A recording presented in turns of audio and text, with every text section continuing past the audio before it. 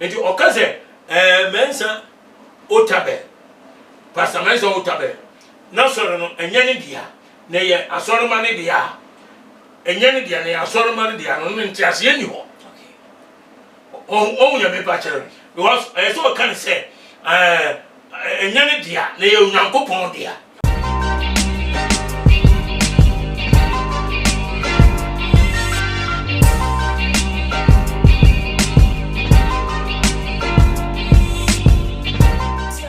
Any adofono mema obibia akwaba ede eba too much GHS so muniaba ekresi kapane na so minimum edi ehega no hala dwumedi enamani egusu amoshe na ene dey eya private legal practitioner lawyer Morris Ampao ede nsembi ababetu edwa ede afa yenkasa yen papa woda International Central Gospel Church ano I Trinity afreno ICGC papa pastor Mensa Otabo na ebusuafo nensem odi atu Ghana for dodo na susu se we de personal attack biasa papa no won penasem as woni no won sensem bi na chese wanya da opportunity e na opese won fa enkasa entia ono na ebusuafo yenya bema na yem papa lawyer Morris Ampao nensem odi atu edwa sem ICGC asori no enya yem papa pastor Mensa Otabo ne dia nemum church members nemum dia entimanyen enya ne ho se wono na asori no eden woni wono ma enu anu na asori no wono oye trustee kekeye de asori no na ayede ahye ne nsa na adedie na nkasa wo ma asori no ye wo mo de ankasa no members na say no de nsem no etu edwa. Pastor Mensa Otabo, I want to tell you that ICGC does not belong to you. The church belongs to the church members. If you don't know, you are just a caretaker or trustee.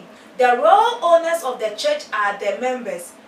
They don't know the constitution that establishes the church, and that is why you think you are the owner. We and some papa lawyer Morris Ampao wadi etu edwa na chese wadi ema papa pastor Mensa Otabo na abusiafo ensem we ebebeto abonte no aje nchiremu bebre ede ensem bebre na eba abonte se dim kanka ebi hu ni say personal attack ebi hu ni say enwema bebre dodo na so ede wo mo adwenche aba beto edwa na abusia mamentwa me ho na me ba yatoa eso.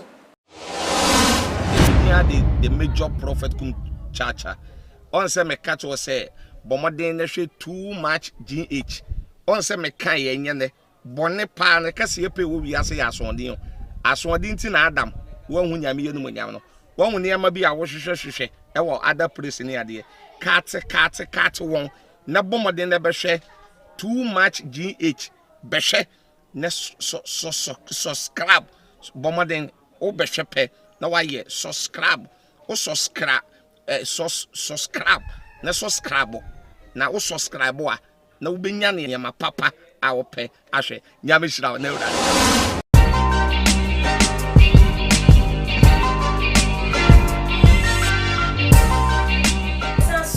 mo akwaba ebiuna abusia sewe akwakoye asore ho ensensem ene sofo ho asem ede na hu behia nso se meto ensa ede afrenya minipa ono so enimde na ono so atimi de na dwenkyerɛ wo efa ensemi ho aba betai ekre enti menyame papa ni din ede Apostle Ajeman Prempawda asafo ni din ede the Bible Church of God Serving the War in Crying Kaswa Tuba Janshimine no ebetwetwe enkomo enti kan ho na yembonra ensem no emu God's watchman.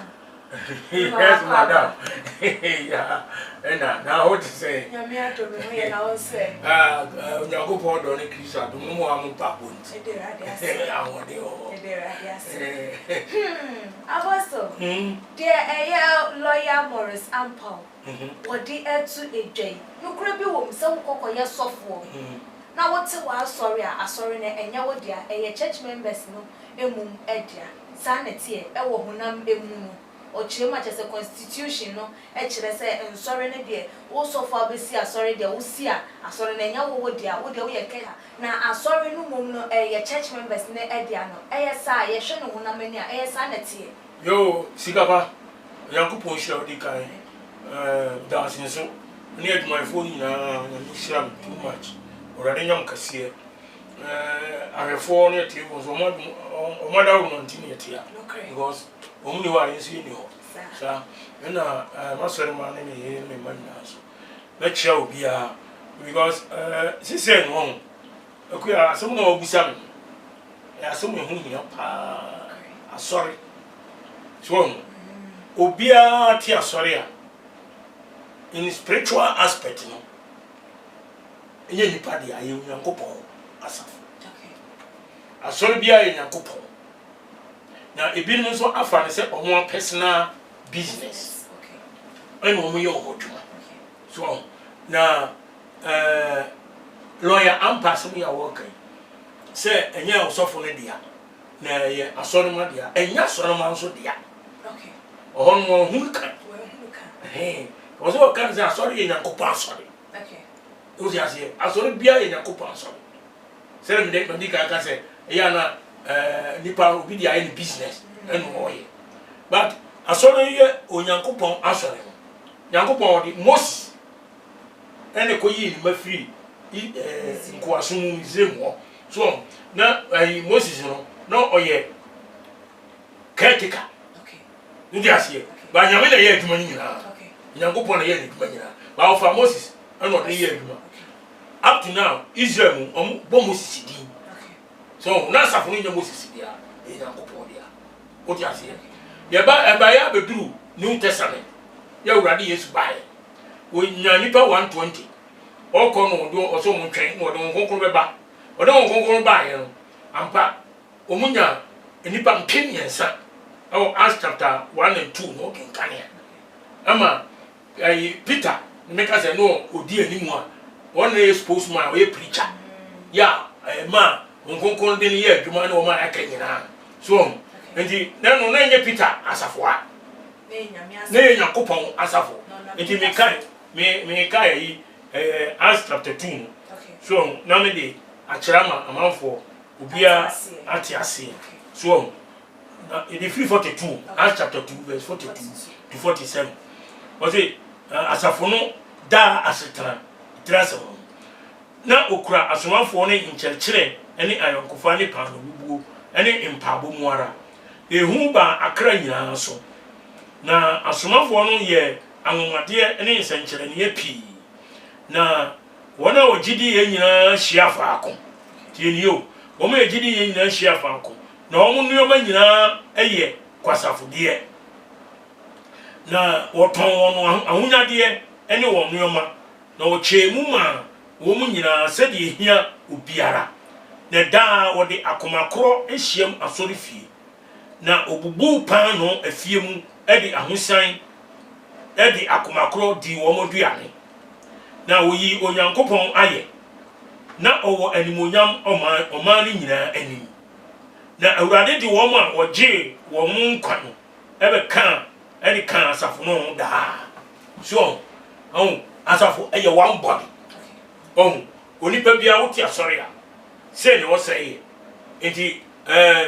omu a ye ni bie no ma wo mbi no bia no wa bibi hia no asori no niema nyina ye kwasapode kesa kaza kwasapode a kese ekuo no bibia ekuo no dia nye nipa ba akode ya so ati ase di wo mo gidi ye no omu so ye de wo be kan asafo no ho ema asafo no ko so den edore enti okaze mensa otabe pastor mensa otabe na soro no enye ne dia na ye asoro ma ne dia enye ne dia na ye asoro ma ne dia no nti ase ye ni ho o nya me pa chere because so can say enye ne dia na ye Nyankopon dia ene Nyankopon so o de asafo si wa o de pani to ano eko bie no a any leader because of hunam he is the founder and leader of the church. Okay. And I'm a boy. Okay. One more tear sorry. Nyankopon na muso na tear sorry. Tear sorry. It one na penny. And one day or down. And what penny for near the ade. What to two near menina and a man coso. So and son of sorry be a say. They may be in the beer on who say so for well, yeah, maybe to say on one business. And then you may on eba no nko mu sika nyina eba ono ano eno de enye wo de ase we a wo kan sa churches omo obie university no nko other pastors no they say omo schools omo hospitals omo so omo schools no ne bo okra din chen aban de and so asori make the contributions offerings tithes eno mo ni ade ena ma asori no enye sika asori members no ene discover ne sika ba omo di aye schools ade na nkora no ko school a omo awofo no ma ko school a eno mo ne bo de ade tra wo hwe bible say dem kin ka kire ona wo say na obia ni asafo no bibi hia no no omo ni ma nyina kwasafo de edi bibia na ye yinti ya asafo no dia chapter 4 verse 32 so can the same but and also what can I say obi no tonton adan ene sase so no mu sika be gu asafo na ase no mu so chichemu e ma obia se de hia obia chese ensese mo obi ho kire no enso wo bo so sorry kakaka sika bebe na hiafo burubuo yeskan enye dwuma no mo kire ho na so no so sika pa ni amoan apostle ye hwa de yenim se eya bible na krapo ekasa ye nipadua nyame asori dan nti bese me hu se asori dan ya na yesi edisi wono mu ayese ye kokoso mbumi ye ko akoti nyame asa aya na nyame honhom wo hono ma anase ye nipadua ni na nyame etie bese ye hu sa de obese ye hu sa de se osise asori ne enye eya sofo de ya asori mane de nti bese me hu se asori na ya na yesisi wono aya na nyame honhom etim anase ye nipa na ye komu ne ma nyame honhom bem yes mama chewe Acts 17:24 ose onyankopon a oye ewiase ene de ewo mu nyina onora oye osoro ene asase wura no onte asoro dan a wode ensasi okay onte asoro dan de nsa ayi okay oh di asoro a asoro dan akese ne nketwa ene de ekukon school dem ni ade nyina no onyankopon onte ho ye ne ma nyankopon ye kona ye kuko hye mo no and the 1 Corinthians 3:16 no so any what chain 1 Corinthians 3 verse 16 but out you what's it 1 Corinthians chapter 3 verse 16 was it muni misa muye nyankopon asore dan na onyankopon honhom etim mu okay na so obi say nyankopon asore dan ya say na onyankopon eso be say no fi say onyankopon asore dan eni mu ara oh ya kan asore dan ya eni ni pedua okay baby e kokko tira no so da isi e very shia dan okay je hono ye kotrawa yenya yesu nyame ni nti eni nyame ba ho okay and Matthew 18:20 papa yesu kai was baby abienu ana miensa ehia omidi mu na ho na me wo finfini so edi e kwa eni nyame the presence eba okay oh oba ho ne yi na ye ne tuntum ye pon ne kwa asoda ontim okay what ye mu edina obi a wo ye bone ya nyame timi hu no me wo so wo mu okay enti wo ye papa ohunu wo ye bone so ohunu jo apostle na eye lawyer esa eto so bi no se ani asofo no munyai se anase unyai se like ye pictures banners na ye mfonyi ebobo eye eso na ye make say de asore no entimi entna se nipa ni enni hono mu a or say stop parading your pictures on huge billboard making the world believe that the church cannot survive without you. Say so for oya billboard na mfonyi eboso a boni bi ewu na wo say an asoro no wuni hono mu a entimi nsipia na se den mpese ye hu eno ekwe that's the kind on say maybe because me can't be sure wa I no top for oya billboard na do picture boss nyesa o picture na dia boss no ye nyode ewu nya ensesa wo use ye no awurade se eno bibi se ohoni okay wose munya ohoni biara enka me so Yesu Kristo ni picture ya nkrofo eye bebrebe nya no enya Christ picture no okay obi na wadwen enu watro ma I ask 1729 mami kai we ansa na gina so e dia chechi Acts 17 verse 29 o se se itie mpacho mo ntie me 1729 misrom unze asem no bibia se wo hopa o se na ennem se ye Nyankopon buhie nti ense se yesusu se Nyankopon tebia te sesika ana adwete ana ebo adwini a onipa adini nyansa ene na adwene die ni senti Nyankopon bu nani agu mre hodo aye ni shi won so o se Nyankopon kwa nzi yesusu yesusu ne tebia te sesika dwete ebo bi ade bi sa o se ense se ye den ye dwen yesusu amagu ade Nyankopon edi onipa ne se wo so wo dwen na wo fa wo photo na de ko to billboard so obu ho a no sticker ese bia wo ye program no de ne fun picture bo na wo bia wo invite so for no do no so ka ho a se no de wo kire se bia nipa so mesi ana omo ji ho ntre ha okay wo se wo to church ni din okay wa choro church ni din die o so ye bia e se wo choro do to on wa choro aso nso obi anim se aso no una dan asori we ena ye program ati say yi no actually date any location ne o be invite o maybe na ni mu a e be ni mfonyi kan wa na be ma na hunu say e bia so for we event e na mekobi na so for we ba no say why advert TV so why advert radio so won ya advert kura no a fa sambo no si o no tworo the opposite o bia egu ho na za a big mass tickets and for no hu hia enti lawyer o kasa asem no a me ne ya adwene sasa o do o photo etototo sorry I want so billboard any soundboard na singwanchen billboard kagraka na o jone ni pe nyina hwew na se o klemu agi atom wa ho so se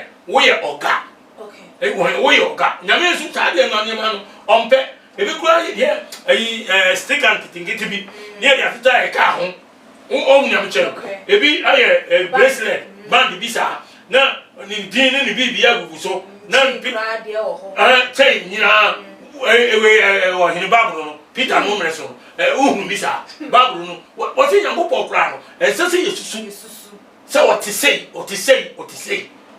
and yesu Peter na omo bro no enyi omo pictures be base Christ ni we ni reso abofo ni aye enya omo ya di ankomo didi no eba na bi ya nisa na your last question na me dey etu jana na we final words aka ehu asori egu like so for ewu and as a the kani bia woti asori se wo free eye asori ni mu a den na ya na emma esi hu kwan se asori ni betumpo na afi asori no egu obo ho no ma se fa se so for we ye da aya asori we ya no en o bibia wo no na ye bibia say all those wo ma enkofo e ka ho so the moment so for ni be free mu and as wo be to na no mo pe obo hu afi church members no bia backslide afi na asori no egu aya na ye dentia yo nyami sira pa akuya o wi sama semo unze asema obusa na very very very tangible because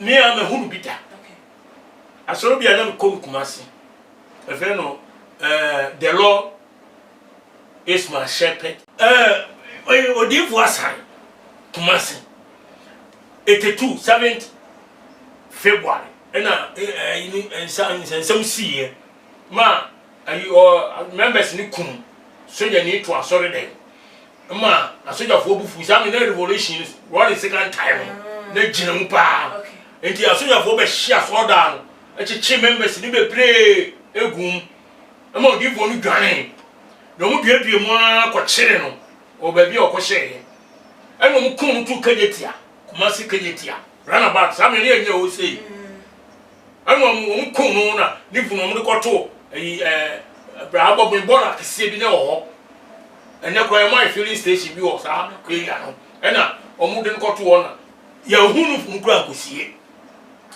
wo wi se be asore na anye ye bio de besi ne asore mu gui osofu bi wura na asore na gu osofu bi wura o ti asore na se o wura na asore na gu the man could say, why no 1 man church? Okay. So, because of 1 man church here. Says one of the BBA. Correction, you come home. Okay. Offerings, tithe, your bar for here. Fundraising, BBA, baby, on one echo. Or no be more contact. So, and on one corner, why are sorry. Okay. Oh, my will be. Okay. Oh, if you carry Ephesians chapter 4, verse 11 and 12, was in a mere Saturday, or my binu ye, as a mouthful, a cherry as a back for, a deep for, any action for. What totally Yamama, Yanko Jumedino, a Timiaco, and him, oh, yes, Christian Dino. Some work out Ephesians 4, 11 and 12. But I Yanisa, it will work, not so nebu. Oh, not so nebu. So, Eddie, Ubu Samia, the American say, I saw you in Amia Asafo, and said, administration here. Okay. What to Tony, who training any pambi? Oh, never been more by evangelists, prophets, pastors, no money at the if you go out to me a program, will be. No, I hear. Maybe to a no hair. Maybe to a son here, maybe you go the Babu way. Sunday, you know. You, are normal way program. One way program. And so you are crana. Who will be a year to one. And you are sorry, no, a bit me a cosso. And Muda. Oh, and the lawyer. On one Sunday, I'm only a Mranuni. And a Bible, acquire the book of law. Bible, a book of law. And he or can. O deep in pa. Say, 1 man church, so Munquan the idiot. The Yanisam will be there to money. And young Kwan, Peter, numerous, Paul, numerous, Timothy, Agabus, Silas, woman, you have a yappy. What you say? Intimate say. The Misha, we live in my two, Miss Modiana, offer Apostle at my prempe. My number 0544 2626 14 0544 262614 and 020 70 200 11 020 70 200 11 Already I'm going to share with you now. Yes, amen. Amen. Abusia for aha NAD and comedy no ebesi. Who had in Chibia? Wait me a day at 2 too much GH your comment section. And so like a videos now share follow your way IG page near Twitter handle to so atuma GH_ midi a day equiesica padasene yebesane share macram.